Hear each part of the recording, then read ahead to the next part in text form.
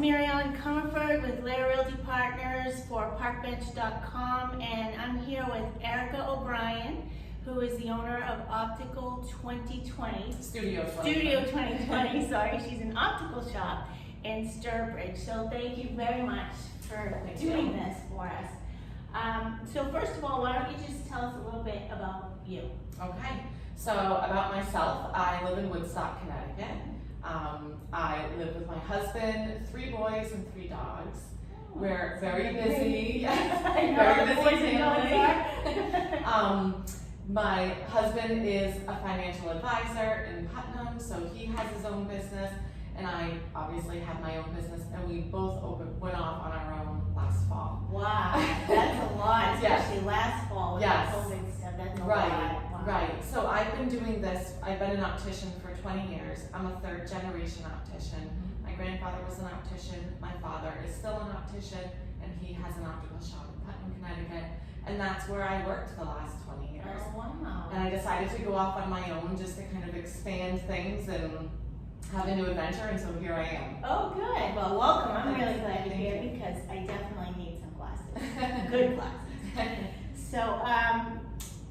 So what made you decide actually to do Studio 2020 and to do it here? And I wondered if it was a franchise, but I think I found out on the website. Completely independent. It's just me. So the reason I opened up in Sturbridge, I've always liked this area. Living in Woodstock, I'm just over the state line. So I've always loved Sturbridge, and I've always loved the Strip. Way back when there was a ton of shopping, like Baskerville was here and all sorts of different stores. So it's a great area. Being independent, I also wanted to open up in a community that embraced small business, and that was the vibe that I felt this community had, where I was working the last 20 years in the quiet corner of northeastern Connecticut. They had that similar mentality: support small businesses, shop local, and that's why that optical shop was successful. So I wanted to open up far enough away from where I was previously working in a similar type community, but also not too far that if I had clients that still wanted to come see me, they could get there. So Sturbridge was perfect. Oh, good. So you find Sturbridge is a small business friendly town. I don't think it always was, or people complain that it wasn't early on. But it changed apparently. I think that they are compared to other communities, and I think now with coronavirus, they are even more. And I think that's as a whole, people are starting to shift their focus and realizing how important these small businesses are to their community. Right. Yes, local businesses are super important. So what is the most surprising thing that you've had happen since you opened, or about business as a whole? Besides COVID? COVID has happened and killed everyone. Yes. So COVID has been a challenge. The most surprising thing is the fact that people were looking for something like this in this community, something different. When people come in here to get glasses, it's a completely different experience than what they were getting at an eye doctor or shopping online or wherever they were going before. It's more personalized. And I guess I thought it would take a longer time for that word to get out there as far as what I'm doing here, but I've had a lot of traffic. I don't have a feeder system as far as having a doctor here on staff, so I was a little worried that it was going to take a while to build up the business, but it's worked out really well so far. Do you have any marketing? Because I know, I'm thinking as you say that, I mean, this logo is awesome. Yes, and so that just drew my attention. Yes. Of course, I love this strip as well. Mm-hmm. And for anyone who doesn't know, we're right on the outside of Old Sturbridge Village. And actually, I think Sturbridge Village owns this property. Sturbridge Village is my landlord. You get free tickets? Every now and then, oh, yes. Right. So for when they just opened up in July, they gave all of their tenants that's awesome. free tickets. Oh, so yeah, no, they're great landlords. If you have them in there at Christmas, you gotta go. I went last year. It's great. Wonderful. Yeah. So see, I got off track there. So what are your plans for going forward now that you are seeing some foot traffic? And again, I think I was saying that the logo helped draw people in, so that probably helped. Mm-hmm.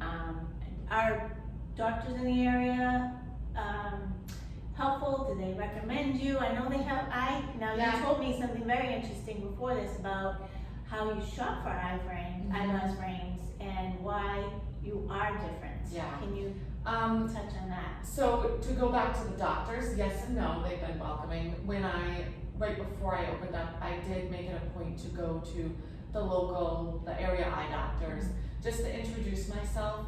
The similarities, many of them, like you said, do have optical shops on premise, and obviously they would prefer their patients to buy glasses from them, which completely understand from a business model. It is easy from a consumer standpoint as well. Yes, yeah, it's convenient, you're already there, you've already blocked off time in your busy schedule, and so it's very easy. But I also wanted them to get to know me, because if I have a prescription from one of the area eye doctors and I have questions about it, or I want to discuss something about it, it's much easier if they know who I am, and that I'm not just somebody who decided one day to start selling glasses. Right, yes. That I have a history of doing it. I've been doing it for a very long time. So yes, some have been welcoming, and some have to get used to it. Yeah, have to get used to it. And I get it, because Right, from the business standpoint. all around. Then going to how I shop for glasses, I research things to no end. So when I'm looking for a frame line to bring in, or certain lens brands to sell, or coating technology, or even equipment, I research it. I'm reaching out to other opticians or eye doctors. I'm looking at other shops that have sold those, how the customer service has been in selling that product. If you ever had a frame that didn't work out, or was a company able to warranty it for you, are there back orders? Do they turn over models a lot? The quality of the materials and where they're getting these materials from, where the frames are made. So I research the products before I bring them in here to sell to the consumer. Oh, that's good to know, because I have spent a lot on glasses and had them break, and just, that's it. And because I'm independent, I try to align myself with other independent companies. Not all of them are independent, it's really tough to do that this day and age, but a majority of my frames and my lenses are from independent companies. Oh, that's good, that's good. So you are a partner to the not obstetrician. Ophthalmologist. Optometrist, yes. So tell us the difference between all three, the ophthalmologist, the optometrist, and the optician. Which So, you are an optician. I'm an optician. So the ophthalmologist is a medical doctor. Okay. An ophthalmologist can do routine eye exams, can treat eye disorders and pathologies, can do surgery. So if somebody needs cataract surgery, some will specialize in other types of surgery. So they are the medical doctor. When you need eye surgery, you're seeing an ophthalmologist. An optometrist will also do routine eye exams and can treat some eye diseases. That actually varies from state to state. Okay. Sometimes they do have to refer out for different diseases to an ophthalmologist or a specialist. And then an optician, again, state to state depends. But in Massachusetts, we're licensed to sell and dispense glasses, fabricate glasses, and contacts. Okay. So you go to the eye doctor, whether it's an ophthalmologist or optometrist, you've got your prescription, and then you can see an optician. Great. And I know you also help with the sizing Absolutely. of glasses when someone gets them. Yes. Good. Let's see, so you said you live in Connecticut. What do you love most about being around here, would you say, about Sturbridge itself? I love the traffic. This is a busy area, so that helps business for me. Because of my sign and my logo, it draws attention, so that definitely helps get the word out. I love all of my food neighbors. That is a bonus for sure. So yeah. They have a bakery, Sawdust Bakery and Cafe next door, coffee shop, and they have exceptional baked goods and coffees over there, and sandwiches too. yes. So what are your favorite restaurants in Sturbridge? Oh, there's too many to. There's a lot of There's nice a ones. lot. But I guess you could say for the fancier meals, when my husband and I want a nice night out, we like Cedar Street a lot. I do too. That's my favorite, I think. We really like that. We love Porterhouse. We love Sturbridge seafood. Oh, So that's another good one, yeah. there's a ton. And then for lunch, I couldn't even pick. There's so many. I know, it is great. You are in a great spot. It doesn't take long to get in. No, it doesn't. Yeah.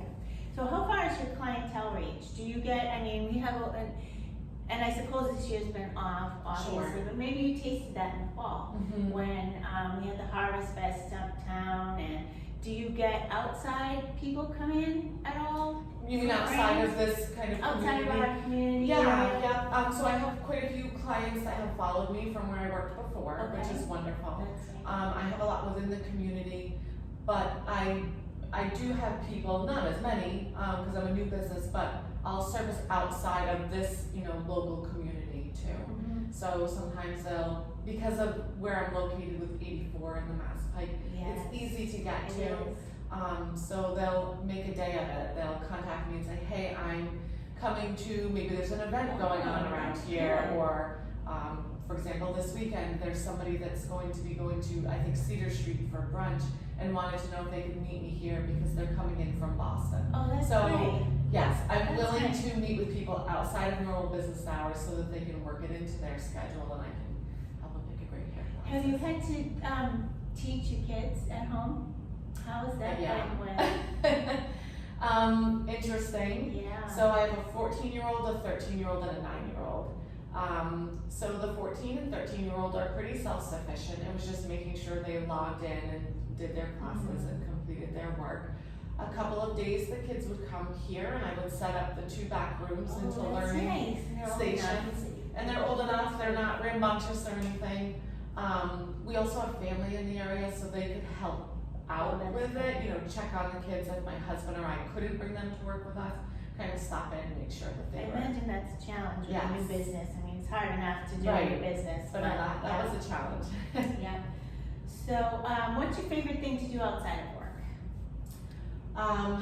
Favorite thing to do outside of work, there's a lot of things. So I like to garden, I'm not very good at it, but I've had more time because of coronavirus, so I'm getting better. I also volunteer a lot in the community where I live, so I am a travel boys soccer coach. I spend a lot of time at the baseball field and hockey rinks for my kids too. You know, I do that. Basketball for us. Yeah, so but we're I'm a always gym rat or a field rat. right. So we're always on the go Yeah. now that things are kind of opening back up. So, but I'd say the most relaxing thing is probably gardening for me, or just hanging out with the family on our property in Woodstock. Oh, that's nice. Woodstock is a great place too. So describe a typical appointment. So I do want to, after this, I'm gonna ask Erica to get me a great pair of frames. I did see one when I was here earlier, and I'm gonna ask her to help me get rid of my Foster Grant readers and get me something good. So I'll get my prescription and we'll do that. But, so give me a typical appointment. I do need my prescription from my doctor. Yeah. Some people will come meet with me before they see their eye doctor, though. Kind of see what I have to offer, and at that point, we would pick out a frame, I would take measurements, and I would base it off of their old prescription, because usually prescriptions don't change all that much, but it would mean a different lens design or lens material. But a typical appointment, somebody comes in with their prescription, spend a couple minutes filling out paperwork, which gives me a good idea how they use their eyes, what's most important to them, if they're currently wearing glasses, what they like or don't like about their current pair. A good kind of lifestyle analysis in regards to glasses. And then I take a few measurements, and then we start discussing lenses a little bit, jump into the fun part, which is the frames. Right. I'll bring frames over for them. Sometimes they've already found a couple, they'll bring those over too. We'll start trying them on together, and then we'll pick out the colors, because a lot of these frames come in different colors, or maybe they need a different size.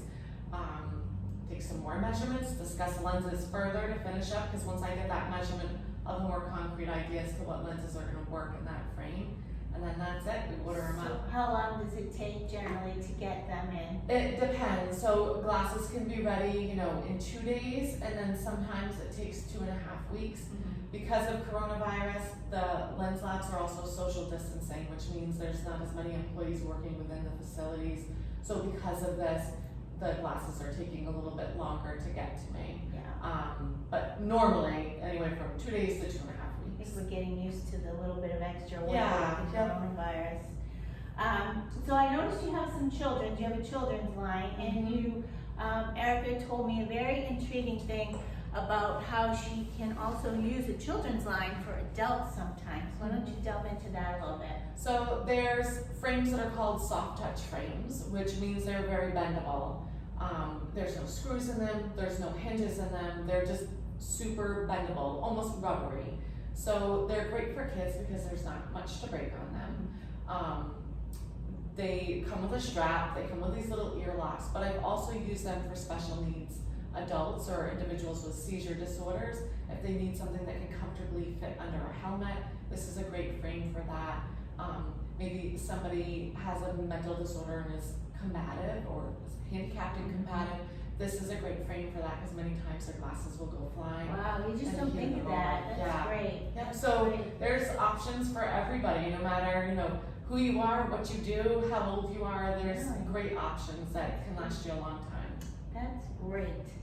So I think we're just about done, but if there's a high school student out there or someone, first of all, how old were you when you realized you wanted to do this, and who inspired you most? And then, if you don't mind going into, if there is a high school student out there who might like to get into something like this, how would they know? What might be a key indicator that they're just artistic and they love frames or Sure. shapes or? So I didn't think that I was going to do this when I got older. I grew up around it because of my grandfather and my father doing this.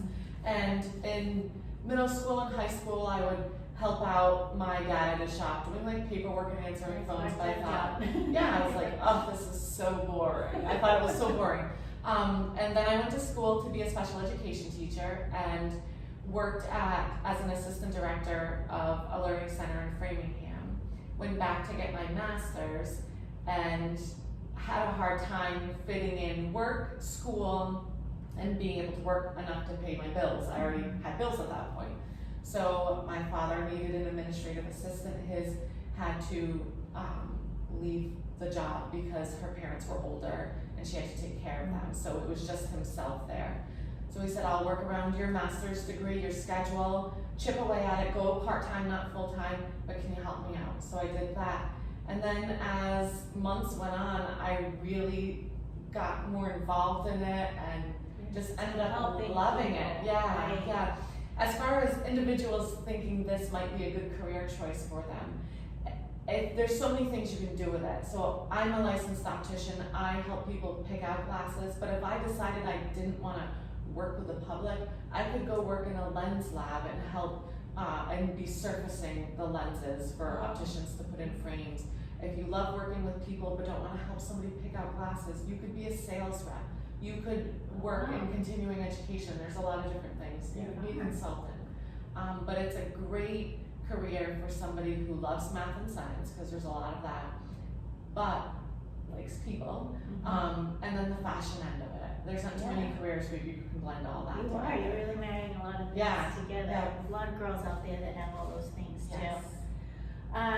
Okay, do you have any specials or anything coming up that you think you'd like to share with everybody? I am hoping to do a trunk show. Oh. We're gonna let see what happens in the fall with coronavirus, but the plan is to do 2 trunk shows a year. So what that means is I pick one of my frame lines, I reach out to my sales rep, and they come with not only the frames that I have here in stock, but the whole collection. Oh, wow. And it would be by invite only. So for people who are following me on Facebook, Instagram, have signed up for my website, those are the people that are going to be made aware about this. Okay.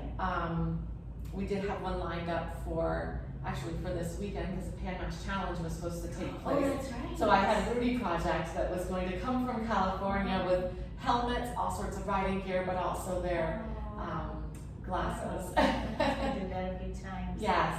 Big event in Sturbridge. A huge event. So the plan was to set up in the parking lot, and people could, obviously there would be a lot of people here because of the Pan Match Challenge, but I would also reach out to my clients and let them know this event was taking place. So. Great, wow. There is a lot more to this than Yeah. I would think. Yeah. So maybe you could just tell everyone how to reach you. Sure. Get on that Facebook list so you'll know about the trunk shows. Yes, so you can find me on Facebook. You can find me on Instagram. My website is www.studio2020.com. You do have to spell out the words 2020. You can always call me at 774-241-0718. So pretty accessible, lots of ways to reach out to Studio 2020. That's great. Thank you so much, Erica. Thank you. I really am glad I came. This was great Yes, fun. likewise. And maybe we'll get a little picture of us doing something with my Sure.